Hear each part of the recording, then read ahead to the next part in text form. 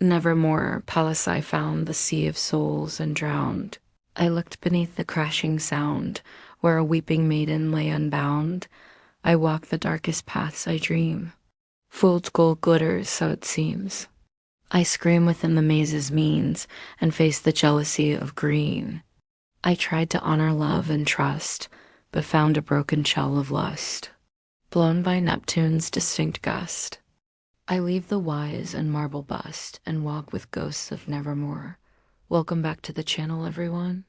That was a poem I finished writing recently, and it's a piece that really encapsulates a specific type of emotional journey, a journey through profound loss, disillusionment, and the heavy feeling of walking away from everything you once believed was solid.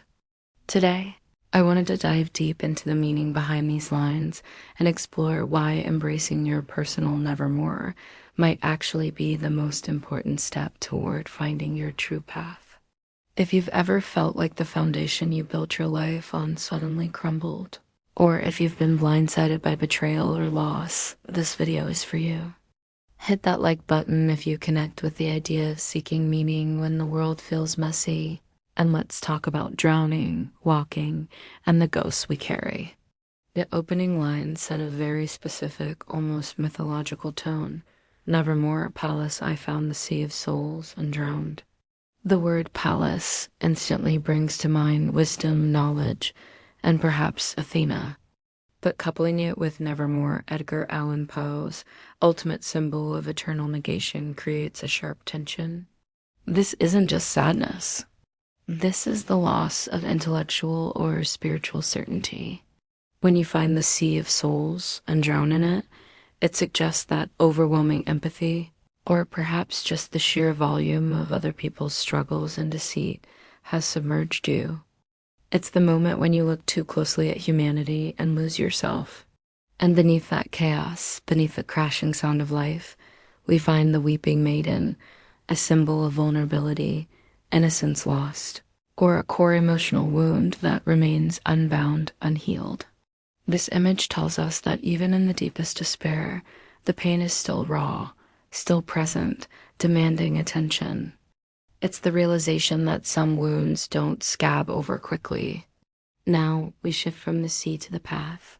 I walk the darkest paths I dream. Fool's gold glitters, so it seems. This is about disillusionment.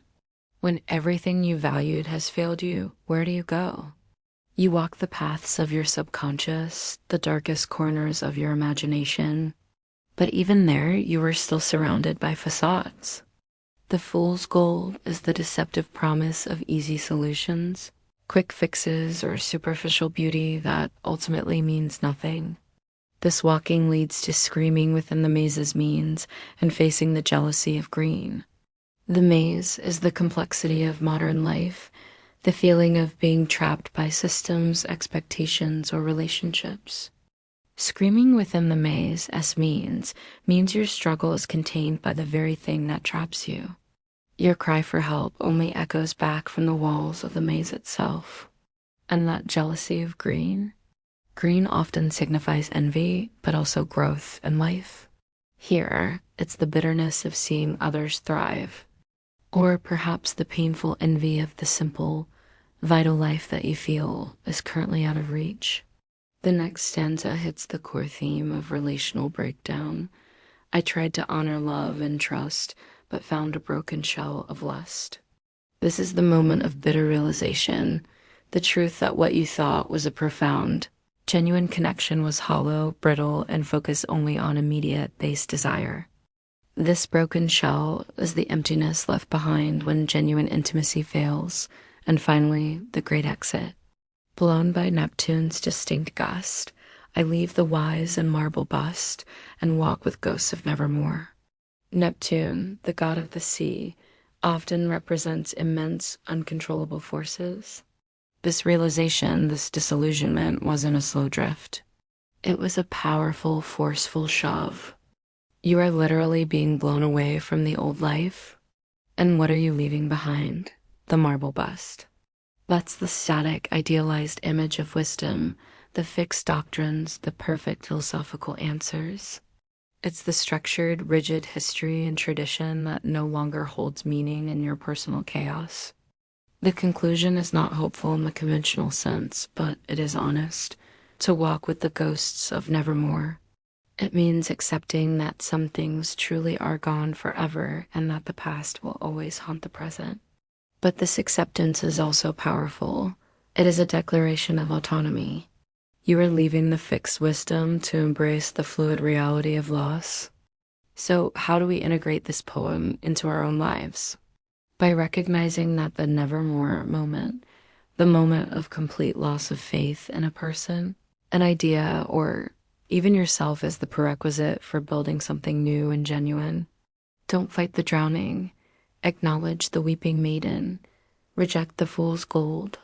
And willingly walk away from the marble busts of false perfection.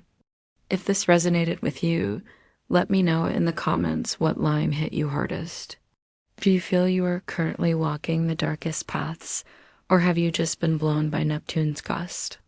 We're building a community here that understands the complexity of these emotional journeys. So please subscribe for more deep dives into creativity and mental landscape. Thanks for watching, and I'll see you in the next video.